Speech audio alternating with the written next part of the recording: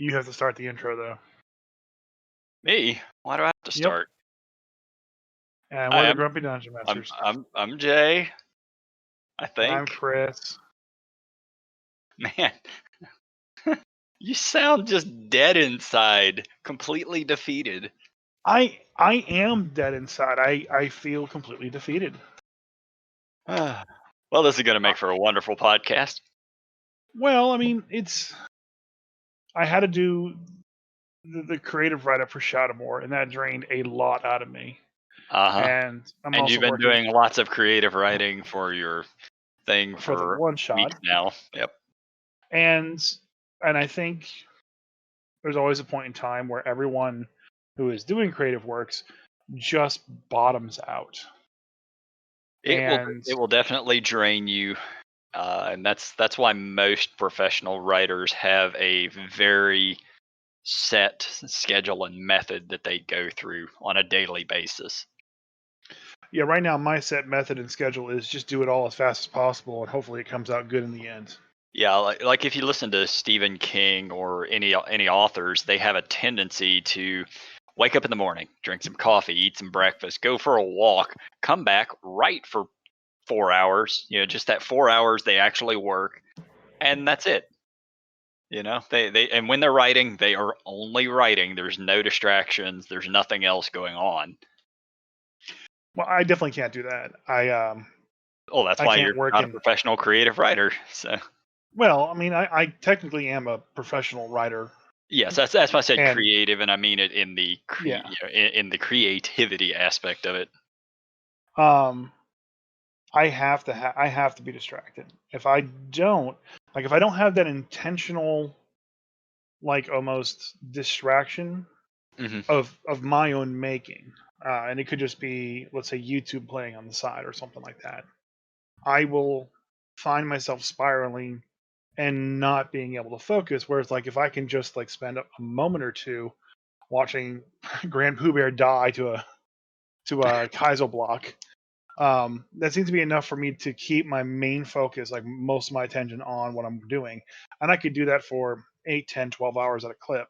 Hmm. But I can't, if everything is just shut off and I'm by myself, like, holy crap, am I just like a hamster on a wheel? I can't get anywhere. Yeah, I am legitimately ADD, so no matter pretty much anything I do, I'm not going to focus for more than about half an hour at a time usually. Uh, Music helps a lot too, but that's more for physical activity than anything else. yeah, if I'm Um, writing, if I'm writing, I can't have music. I can't have anything. Well, I could have music if it was low and no lyrics whatsoever.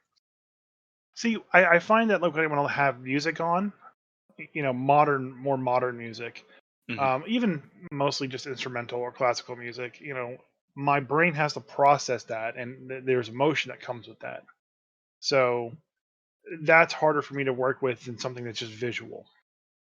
My brain can still work, and my vision can be wherever I want it to be, distracting that. But if I don't focus back, quickly enough, it can get crazy. But Yeah, so like if I'm writing and I have YouTube or something going, I'm gonna see some video, and next thing you know, I'm down a rabbit hole, and whatever I was working on gets pushed back for 2.5 hours. I do find that music videos that have like just like the waves kind of going to the beat, or just like the bars going up in like the volume bars, or whatever music term, Mhm. the waves that go in sync with the music, whatever those are probably the best, and I try to go for those the most. Hmm. That's hard to find because if the waves don't match the music beat, that's distracting. So you can't just have random patterns that make no No, sense. It has to it be can't. in time. Yes, it has to be in time. Otherwise, I start analyzing the patterns What's that and trying to video figuring game? out. What's the video game where you're, well, not like DDR, but I think there's it's called Beat Saber or something like that, where you're supposed to hit the blocks as they come towards you in time with the music. Yeah, there's a creator called Amita, I think, on YouTube, where they just do that and just go through a bunch of songs. I have their channel up a lot, Well, there you go. but they also don't mess up at all either. So it's It's all in sync.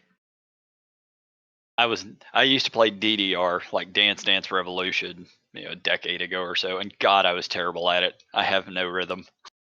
I tried DDR once. I think I broke the board. Well, yeah. They don't make them for giants, unfortunately. No, no, they don't. So, what do you want to talk about today? Now that we've kind of just sidelined this whole conversation.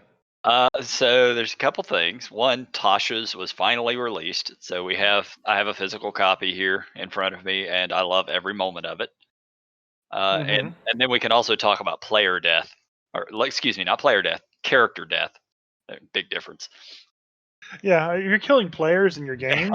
That's a Yeah, cult. do what you got to do. Sometimes they don't want to accept the dice rolls. Give you a 1d10 for my Magnum. Blam!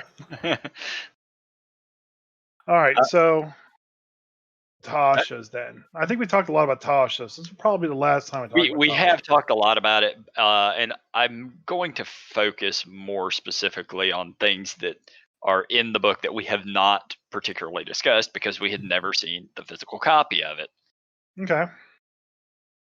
Let's see. So one of the things that I have noticed in this book that I really enjoyed, and Xanathar's book had the same thing, and I think it's sort of just going to be a running kind of gag that they do for each of these books that are released by people. Yeah, Volo's had it as well, but it's all the little blurbs and things throughout the book, and I don't know who the writer was for all of these, but I adore them. Like Tasha is such a snarky little asshole that we would get along beautifully. Just the constant comments, the underhanded jabs at everything. But Okay. yeah, that's just a thing that I noticed. Have you actually looked through Tasha's yet? No, I don't have my physical copy. Cough, cough, Oh, Christmas, cough, cough. So I just have it on D&D Beyond, and those snippets are there, but they're hard to find. There's not like I can't like look them up at all. yeah, you can't search for it. You just have to sort of scroll through, I guess. Yeah. Oh, well, that's disappointing that you don't have it yet. But I do love the fact that Tasha has a tramp stamp, though, and even acknowledges it. But yeah, the book is pretty good. I mean, it's full of all sorts of goodies that will be used going forward. Lots of new magic items. And as far as the magic items goes, there's a whole bunch of legendary items as well as artifacts in here that you can build adventures and things off of. That's Which, good. yeah, yep, and yeah. They also do a little more of the storytelling of who is Tasha. I don't know if we've talked about that on the podcast or not. I think I might have mentioned it briefly that there was always a lot of confusion as to who Tasha really is. And like I Google researched this a while back, and nobody really seems to know who she is. There was legends that she was Baba Yaga. She was the Swamp Witch, I think was one of the names. She was the deity Igwilv, Hmm. and they sort of condense it a little bit in this book. It looks like Baba Yaga is Tasha's adoptive mother, but Okay. that's still not an absolute because if Tasha is this mysterious wizard, then she could easily just be lying about everything. Right. Right. It's I mean, she's very manipulative in the things that she does. She has pacts with demons constantly. There's even a picture in here where she's talking to one of the demonic lords or one of the devil lords through a mirror. So definitely can't trust anything that she says, let alone the specifics of her history in this book, I would think. So how did she rise to her power then? I mean, it doesn't really delve into her background a whole lot. It's just sort of through the things that she says in here that you get parts of her story. But how much truth to it there is, who knows? Okay. And I don't know who actually created Tasha originally. Like she's one of the characters from Greyhawk, So it's Dave Arneson or Gary Gygax or one of those original players would have created her most likely. But I don't really know who was the original person. Yeah, I mean, maybe they're bringing her in to something later because I know Vola was featured heavily in 5e and as was Xanathar. Mhm. This is the first I've ever heard of Tasha. She wasn't in fourth edition at all. Well, Unless they she had was her. in They fourth had her edition. spelled though. In Like fourth? I'm assuming they did. They were in third, and they were in every edition. I haven't played fourth though, so I don't know. They really didn't have named spells in fourth edition. okay. I mean, Um, they've sort of tried to drop it somewhat in fifth edition, but I don't think they're going to. Like I'm pretty sure the players sort of got they like those names for the spells. yeah. Yeah, she was not in fifth. Huh? Oh, you mean fourth? Yeah, fourth. So she has a reference in 3, um, according to the wiki, as Igwilv. Igwilv? Yeah, Igwilv. Igwilv. She has a reference to being that in 3.5, Hmm. adoptive of Baba Yaga. And then in fifth, she shows up as a humanoid, as the Witch Queen. Right. Uh, But like I say, yeah, there's nothing for fourth. I don't remember but her well, it's in any of the primarily her. books. It's primarily her spells. I mean, I know you never Yeah. you don't play spellcasters, but a lot of the spells are named after characters from Greyhawk that have been around since the beginning of D&D. Because there's Tasha's Hideous Laughter, Mordenkainen's Magnificent Mansion, Agnazar's Scorcher. Like these are. Tasha's Hideous Laughter is something that was very new to me in fifth edition and Mhm. is my favorite spell. By the So, way, I really fucking hate Tasha's Hideous Laughter. It is the most broken goddamn spell in the game. oh, n- sorry, continue. I have a story. Okay. It is the most broken spell in the game, bar none. Period. So it's if they fail to save, they are prone, and No, they are they must no. use the reaction If if they available. fail to save, they are prone and incapacitated. No, I know this for sure because I had it happen to me last night when I was running my game. I It must give think of a it different spell then. Shit. yeah. It gives them the conditions of prone and incapacitated. And the reason that I hate this spell is because it is an enchantment spell that does not matter if you are immune to charming magics. If you're immune to charm, it doesn't give two shits. There is no immunity to the spell unless you're immune to prone. That's it. Okay. So undead creatures, demons, devils, all of those, it works on them. Despite the fact that they should have resistances to that kind of stuff. I see. I can see. I can see that. I can see where that could be an issue. Yeah. But it's just prone and incapacitated. It's Well, not that that means bad. it's really bad. Prone, they're going to have advantage, and incapacitated, they literally cannot do anything until they succeed at a save against it. Now, all they can do is lay there, and it takes their turn. They pretty much are going to miss a full turn where everybody who's attacking in melee has advantage. So generally, if they fail that save, they're done. Yeah, but they get to reroll the save whenever they take damage. That is true. Um, That is the one saving grace, and it will be an advantage if they take damage. but the components are so hard to get. You need a tiny tart and a feather. Everybody has those. Not everyone has a tiny tart on them. Okay, everybody has those because no DM actually uses spell components unless there's an actual monetary value attached to it. Now, see, next time I play a spellcaster, I'm actually going to go with the component pouch so I can role play out every single spell. I take out 2 tiny tarts. I Yeah. eat one delicately, and then I get a feather, and then I wave it in the air. There is a new feat, I believe, cooking or something like that. So yeah, Hmm. you want to be the chef. You're a professional baker and wizard. Okay. I'm just saying that. A lot of Yeah, tiny tarts. yeah, you have to just be able to make all the tiny tarts just so you can cast the spell. I keep confusing Tasha's Hideous Laughter with Dissonant Whispers. Oh yeah, those are not the same. Yeah. Yeah, yeah. So Dissonant Whispers is my favorite spell in 5th edition. And also a decent spell. yeah, I like it a lot, especially like if I can get a rogue, if I can have it while I'm on a rogue, Mhm. in some way, shape, or form, or like a bard, because you just get in melee range with them, and then you cast Dissonant Whispers, and then they have to run away from you, giving you your op attack on them. Oh no, I had that exact thing happen to me last night. So one of the players dissonant whispers, and as it runs away, the barbarian attacked and killed it. Yep. Um, I did that in our Star Wars game where it was me and the droid, flanking a guy, Yeah, and Dissonant Whispers, and he was just like, "Oh crap, got to get out of here." So we basically just both got two free attacks on him. And it's my favorite combo, I think, in spells, because you got the runaway psychic damage, and then you get usually your attack and whatever triggering your abilities.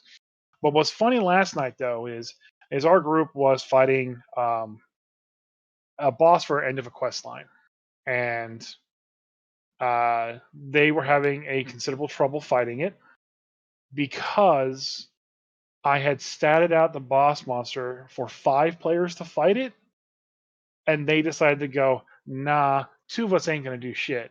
We're just gonna watch you. Like legitimately. One mhm. just sat there and watched him the entire time, cheering them on while eating blueberries from a bush. And the other was just like, I'm gonna go out for a little bit, and he just left the bar, leaving 3 of the players to fight this thing that I had statted for 5 players all by themselves. Now at Definitely, the end, it definitely doesn't sound like your players are on the same page. no, they're not. It's amazing. Um, and you can see this on our YouTube channel. You can see this on our Twitch channel. You can watch the whole fight go under. What's the Twitch channel again? I don't remember, what is it? Twitch.tv/Grumpy Dungeon Masters. There you go. All right. So what all the bard tried to do, like the entire combat, was to get Dissonant Whispers to land. But this big bad end boss had a pretty high wisdom, and it kept passing, it kept passing, it kept passing. So they were getting to the end of the fight, and they're like, okay, there's no more healing. It's bloodied. I'm gonna try it one last time. So um, that round, the Goliath tried to hit her. She used her reaction to parry away his attack. Sorry, the spiritual weapon attacked her. She used her reaction to parry away the attack, and then it was the bard's turn. The bard used Dissonant Whispers. It hit first time out of like 3 attempts. All right, and he's like, "Oh my god, we both are going to get attacks on her. It's going to be the best thing ever! Woo! Yay! Cheers! Everyone's happy that they're about to beat the boss because it's like super damaged and bloodied." And I was like, "Hey, go ahead and read description of the spell for me, just so everyone else can hear." And then he read, Dissonant Whispers out. You know Hmm. that on a failed save, the target takes 3d6 damage and must immediately use the reaction, if available, to move as far as its speed will allow away from you. You mean the reaction they no longer had because they had already used it to parry the other weapon? Yeah. Oh, that's so rude.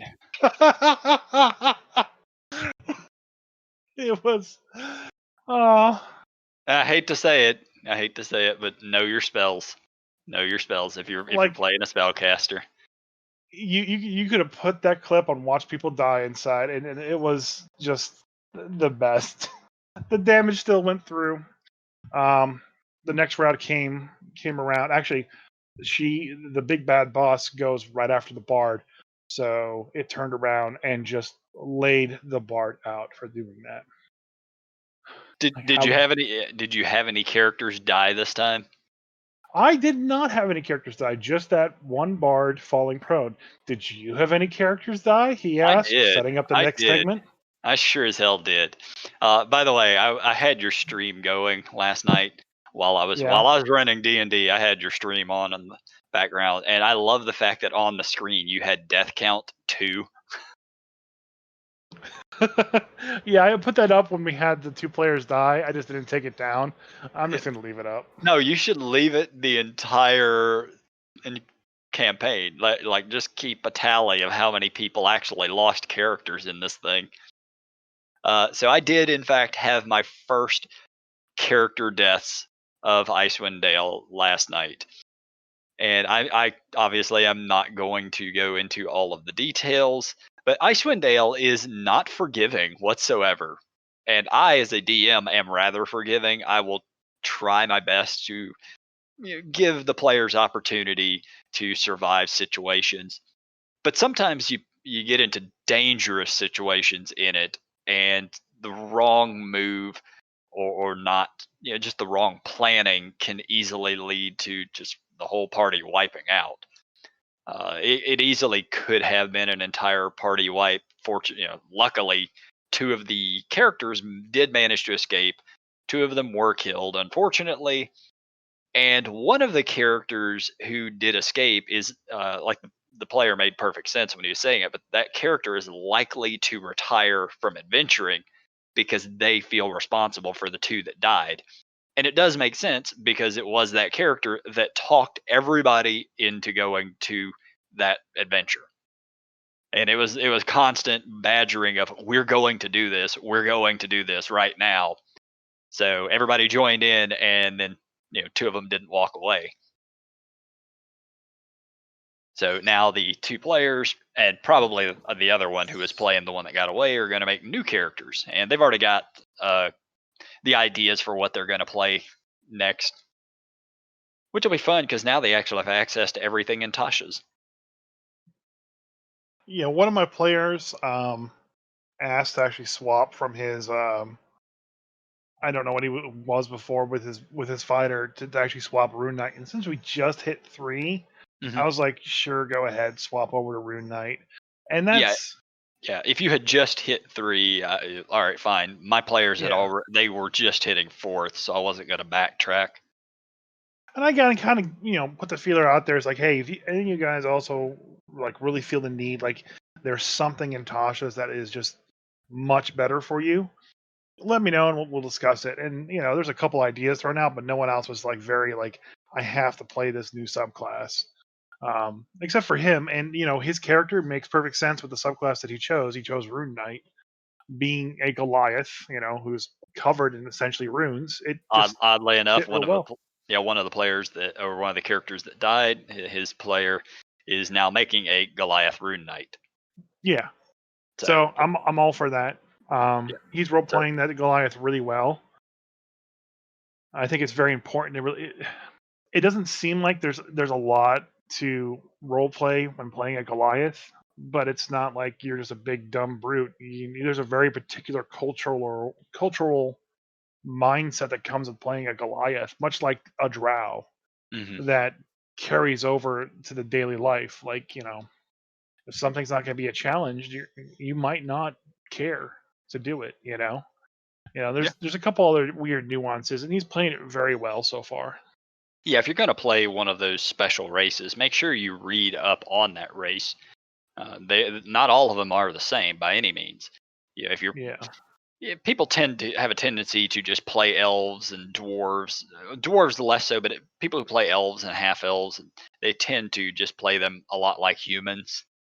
yeah, Maybe sometimes they'll play them a little more racist, but for the most part, it's just done as another human. And all of these other races are not just humans. right. And that's why I really like my wife playing a Drow, because Mhm. she's not obsessed with Drows, but like she's read all the Dritz books, and she's read all like the Loth books and stuff like that, and she really likes that whole race as a whole. Yeah, And like you know just to get kind of an example, on the stream yesterday, they walk into a tavern, and I'm reading from the book that they have hot chowder there, and she goes, what's in the chowder? And I'm like, knucklehead trout, and some of vegetables. course. It's a chowder. She's like, nah, I don't want that. And so I kind of ad lib that the tavern owner kind of looks at you, kind of like, no one rejects my chowder. What's wrong with you? And I rolled a perception check against her, Mhm. got a 20. So I let her he immediately figure out, because she's wearing cold weather clothing and like these like little bone glasses. He immediately figured out that she's a drow. She's like, you know what? I understand.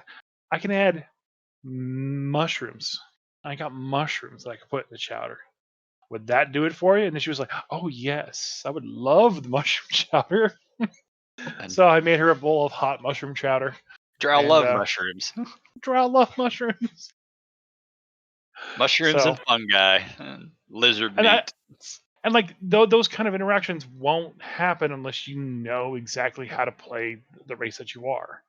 I mean, you can still play it, but you miss out those like really good, cute moments. Like, I mean, we all know the door stuff, but you know, Yeah. Goliath has a lot of potential if you know exactly how they approach a situation and how they feel about a situation. Like, if someone challenges them, they're not going to back down. They're also going to hold over their accomplishments over you because they feel very proud and just. But it's not like a one-upsmanship. It's like they want everyone to be better at what they're doing. So it's interesting. Yeah, I mean the Goliaths are an interesting race for sure. Uh, People who, like I said, people who play dwarves, everybody who plays a dwarf plays them like a dwarf from Lord of the Rings. Like Yeah. all dwarves are Gimli, which kind of actually bringing it back around very briefly to Tasha's is the idea that they let you modify where your stat bonuses go now with Yeah. Tasha's. I still don't particularly like that.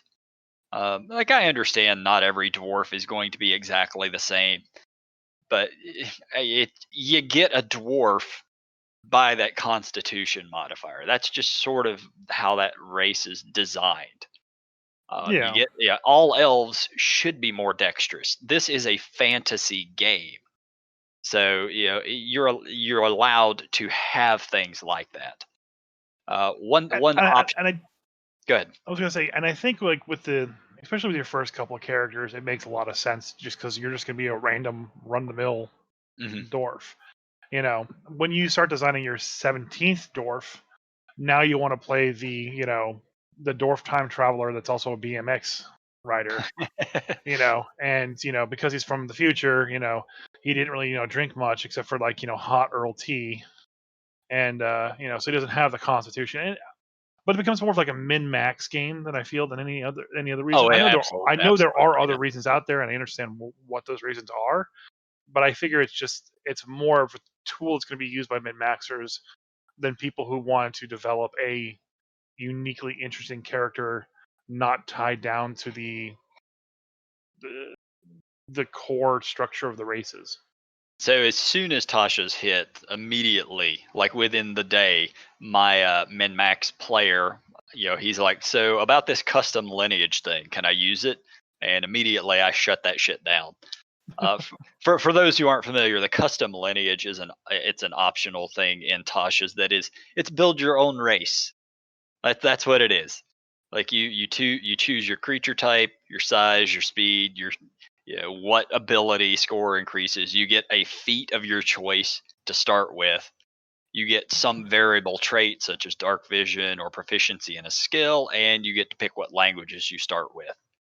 Like that is something only a DM should have access to for their campaign, not the players.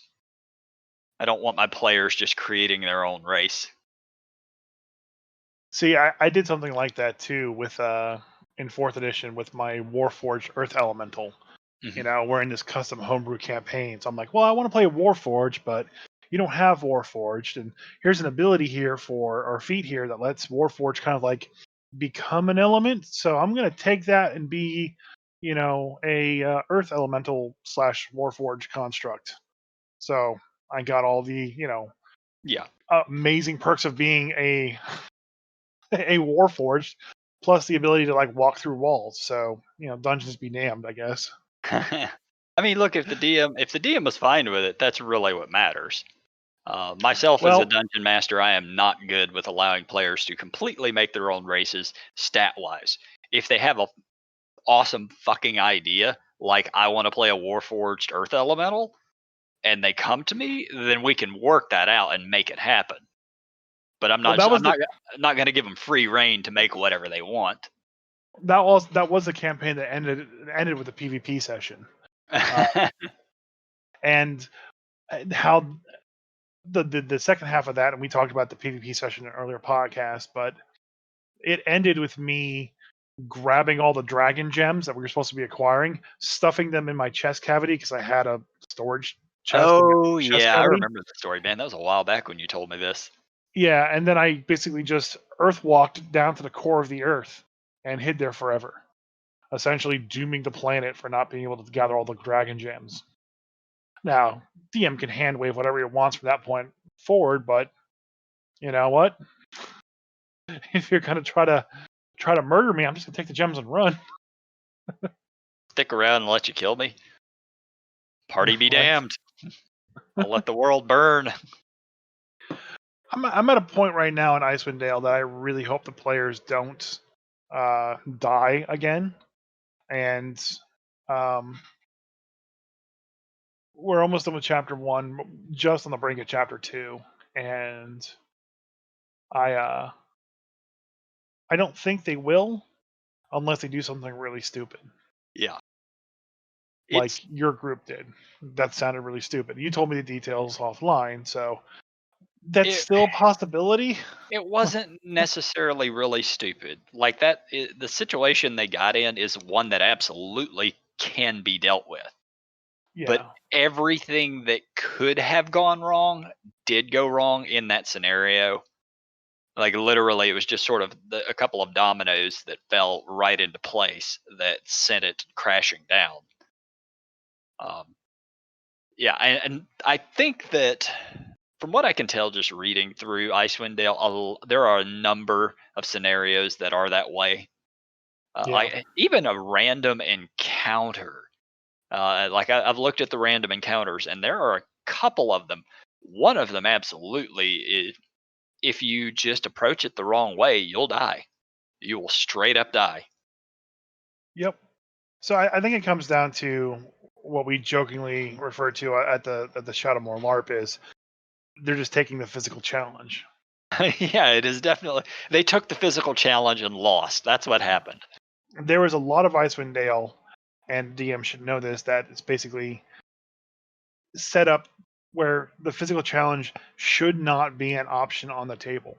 Hmm. But yet everything in the players uh, uh, every piece of just feeling and idea they have are going to be, oh, we're here, time to get all murder stabby, because that's just how things go. Very That's how players are. right.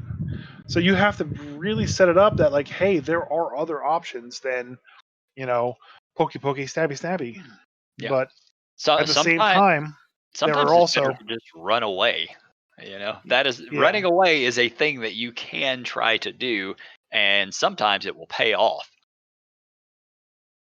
yeah. But then again, there's also some other encounters in Icewind Dale that are basically very much set up with there is only the physical challenge Yeah. and you must succeed. And it's just not they're not very clear. It is not always clear, and a lot of it I think just comes down to player knowledge. If you're new to the game and you come across just, I don't know, just say you came across a frost giant and you're third level, a new player might not know how dangerous that is.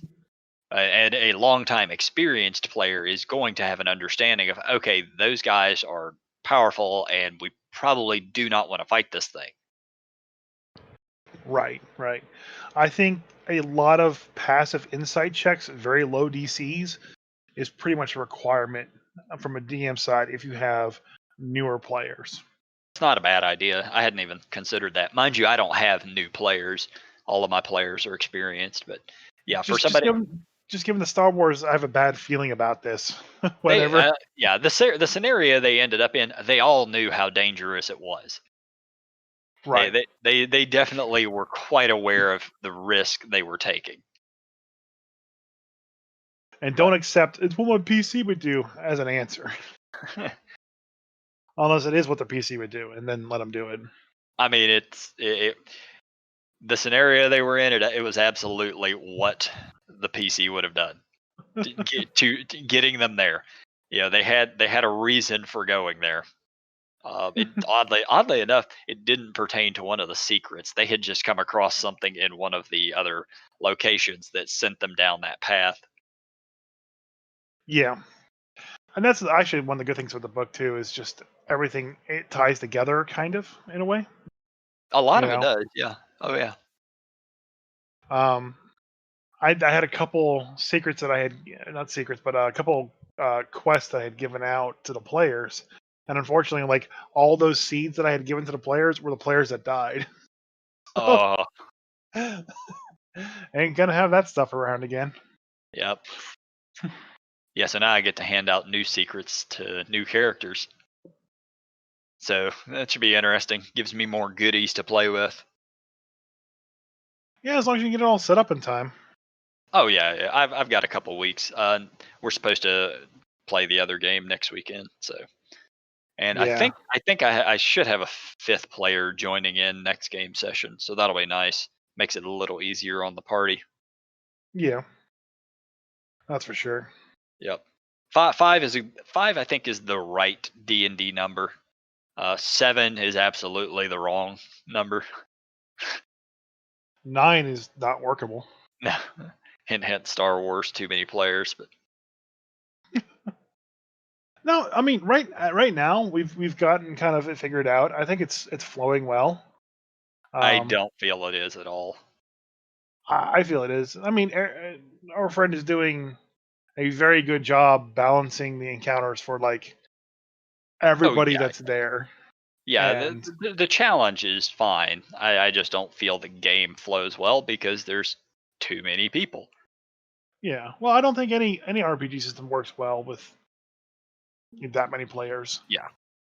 Yep. Six I is mean, I've run Monopoly six would a suck lot. with 9 players. Monopoly would suck with 4 players. Like Monopoly just kind of sucks. It would suck with 1 player. That would be awful. It'd be boring. I bet you could play Monopoly with 1 player and still go bankrupt. I mean, eventually you Probably. would, Yeah, sooner or later. because you'd buy property and then like eventually run out of money by laying on luxury tax over and over again. Yeah. The government always wins. Anyway. I played Connect 4 by myself one time. That was boring.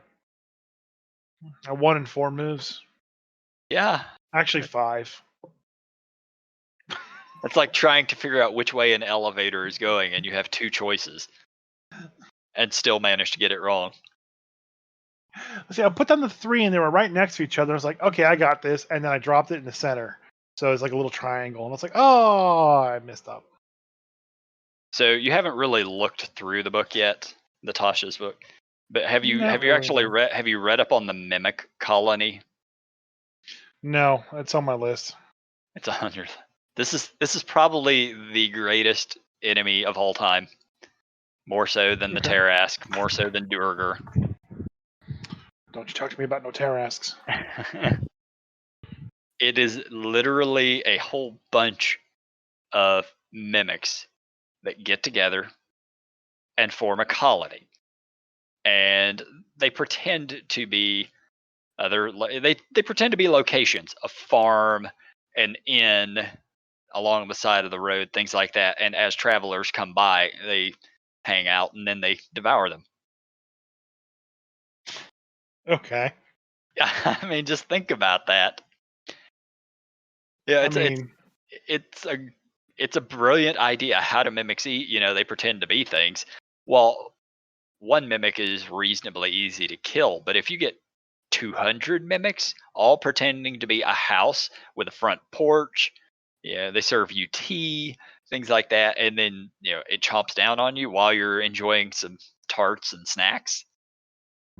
but wouldn't you figure it out immediately when you step on the first step of the inn that it's adhesive and you're stuck to it? It doesn't say that that's the way it works, so probably not. That's the way mimics work, though. Well, not in this case. This is the mimic colony, but they actually have stats for the juvenile mimic in here, and it has false appearance. While the mimic remains motionless, it is indistinguishable from any ordinary object. Right. So it's not a matter of it sticking to you. It doesn't seem to do that. It's an object. Nobody can tell the difference. I'm sure you could if you had true sight or some such. So yeah, they have mimic, spitting mimic, giant mimic, and juvenile mimic. Okay, well, only the juvenile mimic is in the book. Okay, so the juvenile mimic doesn't have adhesive, but the other mimics do. Well, Okay. it obviously does because it has spider climb. No, because it actually is missing the adhesive property. Yeah, Where yeah, like I'm aware of the adhesive property, but huh. So maybe it's a whole lot of just juvenile mimics that get together, come up with some plan to eat everybody. Uh, one thing that I thought was kind of cool about it though is the if the colony itself feels threatened, they can bargain, and they'll sometimes offer to give away one of the juvenile mimics. So just think about that. A high level adventuring party, goes after one of these colonies, and next thing you know, it's passing them a baby mimic. So of course they're going to then raise it and go traveling with them. It'll pretend to be a treasure chest that just walks along behind them. They can put coins in there. Just sort of walks with their treasure. It's like Nodwick from the old Dragon magazine comics. I don't know if you're familiar with Nodwick or not. But yeah. Did you read up on the sidekicks at all that were in Tasha's? that is one of the things I haven't had a chance to look over.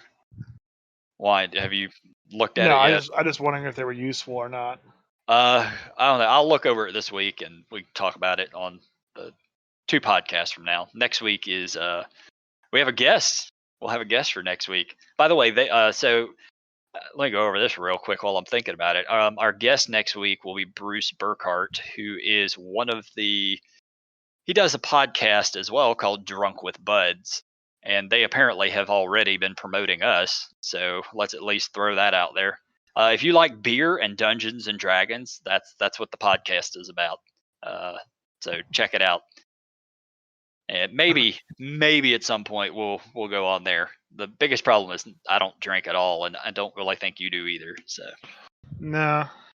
yep, because they what they do is they'll taste a few different beers and talk about them, and then occasionally they talk nerd stuff.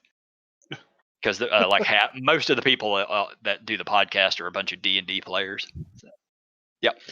Yeah, don't allow drinking at the table either. That would be. Oh, I allow it. I do. No, I absolutely do. Typically, whenever when I'm physically running a game, like 3 or 4 of the people there are taking shots every hour or so. Well, I definitely can't allow it because Twitch doesn't allow drinking on stream. Really? Oh yeah, it's very, very frowned upon. Huh.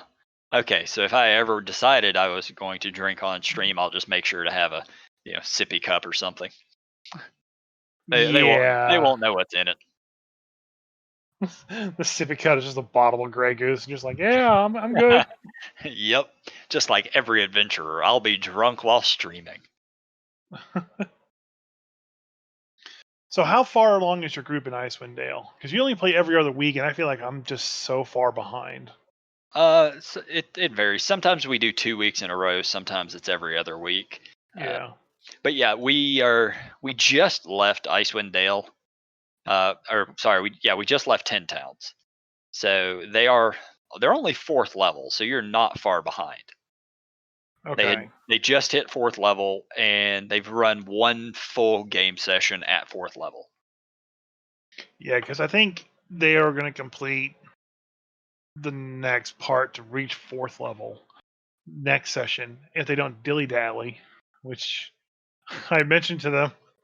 Here's like, they asked me if they need to prepare level 4, and I was like, yeah, we could get there if you guys don't dilly dally, and that's exactly what they did.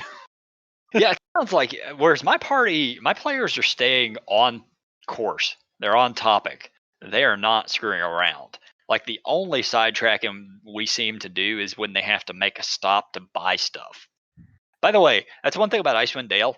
It's pretty good about giving out funds, but there's nothing to spend it on. There really isn't. No magic item shops. Yeah, there's no magic item shops, and unless you decide that you want to buy a house or a business, What are you going to do with all the money? And according to my players, that was also a thing in like Waterdeep, the other campaign. I think it was Waterdeep, or maybe it's Mad Mage, one of them. We'll say. Oh, okay. I don't know. I haven't really run any of those or played them. Waterdeep Dragon Heist is almost the intro to Dungeon of the Mad Mage. That's right. Yeah, we did talk about that briefly, but yeah, they Um, said that was one of the problems with that is it was easy to get money and they had a boatload of it and nothing to spend it on. yeah, you end up with 50,000 gold at like level 6 or 7, Wow. Okay, and that's way more than Icewind Dale. right, and there's no rules up into like Waterdeep being published. There's no rules on how to buy or acquire magic items hmm from shops. I believe the DM, the Dungeon Master's Guide, had some vague Yeah. rules. Does it say anything in that game, or if you remember, does it say anything specific about magic items? Like No. Icewind Dale actually does. It says you can buy common magic items at double the price and healing potions at normal price, but that's it. Yeah, Uh, so Waterdeep doesn't mention magic items at all. I think they mhm. just left it up to the DM to kind of handle. Yeah, okay, so Um, that would allow but you're players to actually buy stuff then. in Waterdeep, so it's an extra step the DM has to take. But every campaign book shouldn't tell it to you. I haven't even looked up what Icewind Dale's rules are for magic items. I'm just assuming that there aren't any, because I just explained it is actually yeah, in the book. okay, You can buy common items at twice the normal cost. So basically 200 gold for a common magic item and 50 gold for healing potions.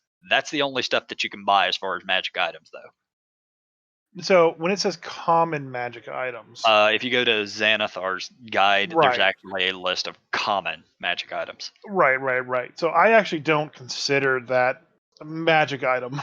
That's just all those Yeah, items in that book are just fluff. None really give a right. Yeah, yeah. benefit. Like the pipe of dragon smoking, where you just blow dragon smoke rings.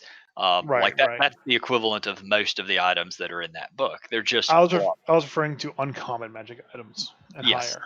Yeah. There's no way to buy uncommon or better magic items in Icewind Dale.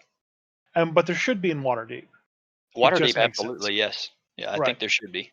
So Xanathar has added in a bunch of instructions to Mhm. how to buy magic items. Of which And it's really weird and vague and doesn't always make sense. um, not really. It's you have to basically find someone that's going to go search for the magic item for you, and then the more money you pay them, the better your results are going to be for them finding the item or something equivalent to that item for you, That's and then the price. That's one way to do it, but the thing is it gives a large price range on items. Yes, but it does tell you how to gauge that. You know how to roll high or roll low. Yeah. Um, I've actually the come up with my own system for magic items because I like it simplified. Yeah, And it can vary a little bit, but generally if it's a minor uncommon item, I'm going to sell it for 250. A major is going to be 500 and then minor rares are 2000 I believe, or maybe it's 2,500, and then 5K for a major rare, and anything above that I will never put for sale in the game. right. I was gonna say that I like how um, Ghost of Saltmarsh handles purchasing magic items, Oh, where the vendor that shows up every so often with a random assortment. right the vendor shows up with a random assortment of all magic items at rock bottom prices. I like that. I mean, it worked. We Yeah, did that in the pirate campaign for when we were playing that, and every couple of weeks we would take our ship out to that island to meet the vendor and see what they had for sale. yeah. Did you do everything for that vendor from Saltmarsh? Well, we didn't play Saltmarsh. We did the Okay. first. It was a pirate campaign that we did. The first game session was straight out of Saltmarsh, and then it branched off to do its own thing. But we dealt with the vendor like he just used this regular vendor. And we dealt with them pretty often. Bought a few things from them. So So spoiler alert: if you're playing Ghost of Saltmarsh and Christ, if You it's a don't want to get this spoiler, I mean, the spoiled. thing's been out for 2 years now. Well, just in case.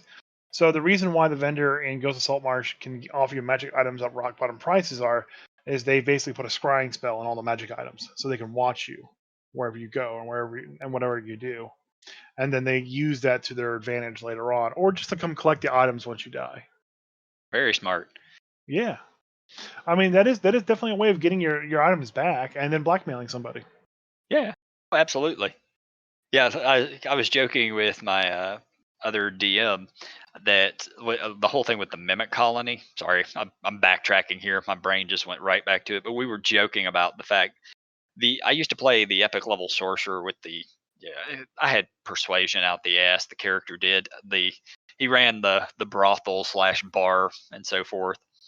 But once he got up to epic level, he had a whole bunch of establishments around the world. So I joked Hmm. with him that he probably had gone and talked to one of the mimic colonies that was pretending to be one of his establishments, and they came up with some sort of an agreement. Stop eating patrons, and I'll pay you like I don't know 10 cattle a day or something. It's a lot of cattle in a day. Well, it's a mimic colony, man.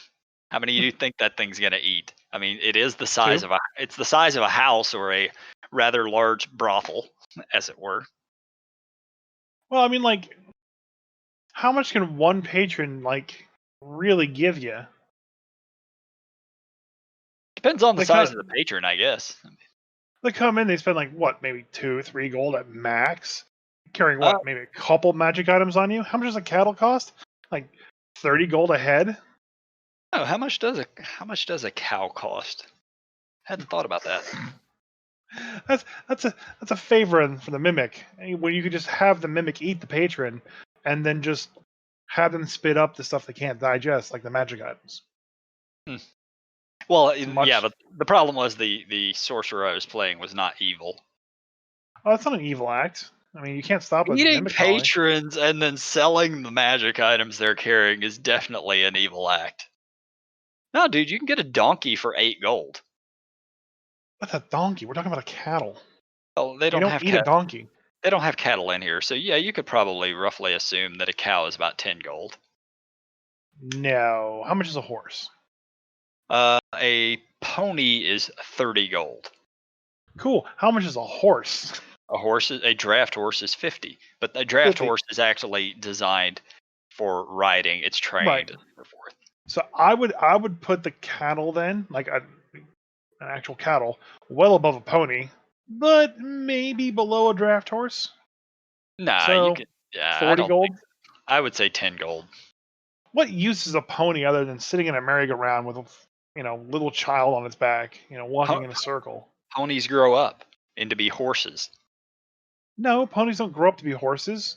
Well, yeah, no, Calves grow, or whatever, foals grow up to foals. be horses. Ponies grow up to be fucking ponies. They're just ponies. They're miniature horses. They don't get any bigger than pony size. I know there's like Shetland ponies that never get bigger, but a pony it's a young horse. No, a foal is A foal, foal is also a young young horse. horse. A pony is a pony. They have tramp stamps and that's it. I'm reading it right now. They're tiny Huh. forever. Wow, I never knew that. Yeah, apparently you're right. Yeah, I've heard I've heard people call them ponies. I just thought they were young horses. Mm. They get tattoos on their butt and they believe in friendship. That's a pony. I Okay, can't do anything. are we talking about My Little Pony here or something?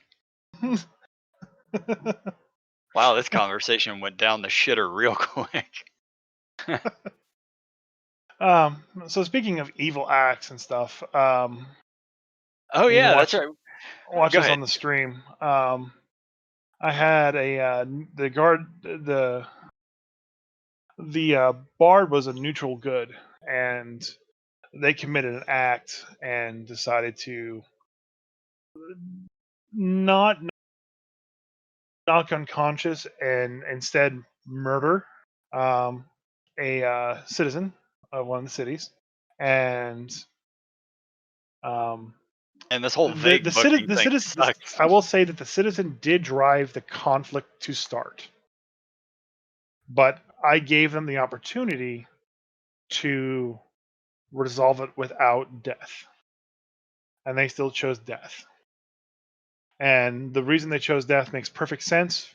Me knowing how the person is playing their PC, it's not one of those "that's what PC would do" moments. It makes perfect sense as to why that player decided just to not pull back that last hit.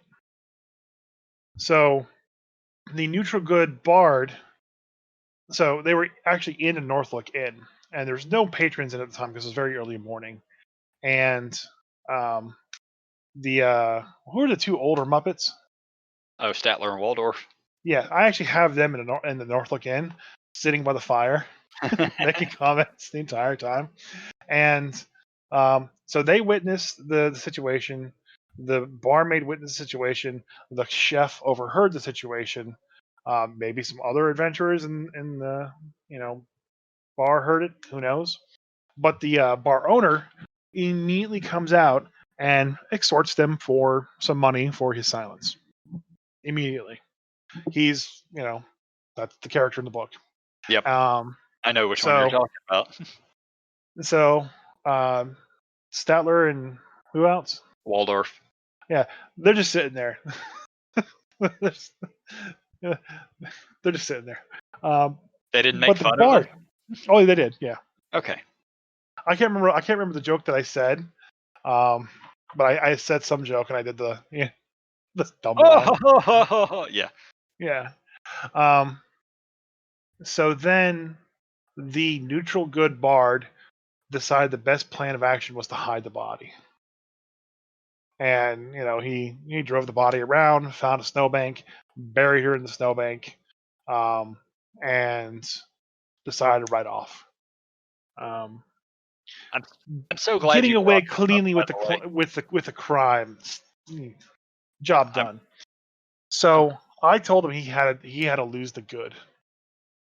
That's not something someone who is good, yeah, I'm even so neutral glad good. you brought this up because this is something that Dan, our buddy Dan, mentioned the other day that we should talk about players playing shitlord characters. I mean that's not a good act. It No, just isn't. and it's not the first time he did something that I wouldn't consider to be a good act. Yeah. I can't say too much without ruining, the mystique behind the character.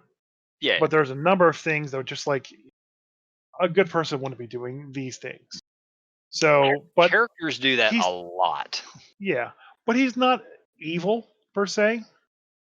He's not actively going out of his way to be evil. Mhm. Whereas my wife and her drow is absolutely going out of her way to be evil. She's the one that walked in on the bard and the ranger when they were trying to figure out what to do with the wizard that had the slot in her chest. Right. Spoilers. And they're like, "We're gonna have to kill the wizard," and she was like, "All right, bang bang," without a second thought. So she's playing her character fine. But the rest of them just they're finding their groove as it were. And our friend Dan was talking about, like just people with wrong alignments playing shitlord characters. Yep. And Not even necessarily wrong alignments. It's just players choosing to play characters that are just shitty people. It's you see it a lot with newer players, and yeah, you'll generally see it less with players after they've played for a long time. But it is very common in younger players to just play characters who are despicable people. And, they might be lawful good, but they're still going to run off and hide, murder bodies. They're going to always issue the killing blows when they can, even though there's possibility that the person could be taken to prison or redeemed, things like that. yeah. They'll steal, they'll kill, they'll murder, they'll pillage, whatever they feel like they need to, whether or not the character is good or evil. And it's weird too because we don't have this as a reality to get reference from. But back in like the old West, I guess would be the closest example of it. That's you know, if you were a dickbag and you became an outlaw, you know, you're now an outlaw. People can just kill you. The law's not going to protect you anymore. by Yep. the actual term of outlaw. So like, you know, I have to kind of figure out how to balance the the horror mystery of Icewind Dale with they don't want to be dickbags unless I put them in that situation to be dickbags. Because as a DM, I'm ultimately responsible for driving the story in a way that I see fit. I Now, can't account for all the players' actions. But if I keep giving them scenarios where they can be dickbags and that's the best option, they're just going to almost choose the easier path and I'll just always be dickbags. So now, part of it's on the player, Icewind, part of it I think is on the DM. Icewind Dale, however, is kind of the Wild West of Forgotten Realms. It's pretty damn remote. You're cut off from the rest of the world, and the whole law, while it might not be, it might not be a free for all. There's definitely a lot of shady shit that gets done in Icewind Dale. A very large portion of the people who fled there to the original settlers were criminals elsewhere. Yeah. And I think a lot of the book has to deals with like how the cities welcome the travelers, the adventurers, and how well they deal with situations like that. So Hmm. like every quest they complete for a town, that ups the friendliness of that town for the players. Yeah. So they're very welcome in Bryn Shandir and Tourmaline and Lonely Wood, but they haven't even gone to Dugan's Hole or East Haven. So if they get around to never going there, then those places will just not like, hey, you're helping these cities out, why aren't you helping me out? Or at And best, they'll then just kind of ignore them. right, and then like what happens when you kill a named person in Bryn Shandir who people may or may not enjoy and love? you know Yep. Even if they did instigate it, it's was it entirely the fault? Did you have other options? Why did you choose that Yeah. option? If you are not a resident thereof of Bryn Shander, then they're probably going to look at the local as being more in the right than you were. Right. That's always been an issue, no matter where you're at. If you're not native to the area, you're an outsider. I think I have a couple ideas on how to handle that situation. Like, hey, you did this. If they get caught, that is. Hmm. Um, and ways of handling that without just throwing them in prison, which is how Waterdeep normally ends. If you have, if you play Waterdeep and you play a shitbag character, you do shitbag things to people, you're just gonna get thrown in jail. That's funny. I like that. That's an option. I can definitely say that most of the towns in Icewind Dale, at least the bigger ones, do have jails. The smaller towns, they may just murder you. Yeah, it's easier. Yeah. Well, there's some of the towns that have 50 people. Everyone literally knows everybody, and they're all related. So if you go killing one of them or stealing from one of them, you certainly could end up just getting speared to death by all the locals. Yep. You know what I just remembered? What? They didn't loot the body. On next episode, they didn't loot the body. What Oh body? man. Good night, folks. See you next week. Bye, Craig.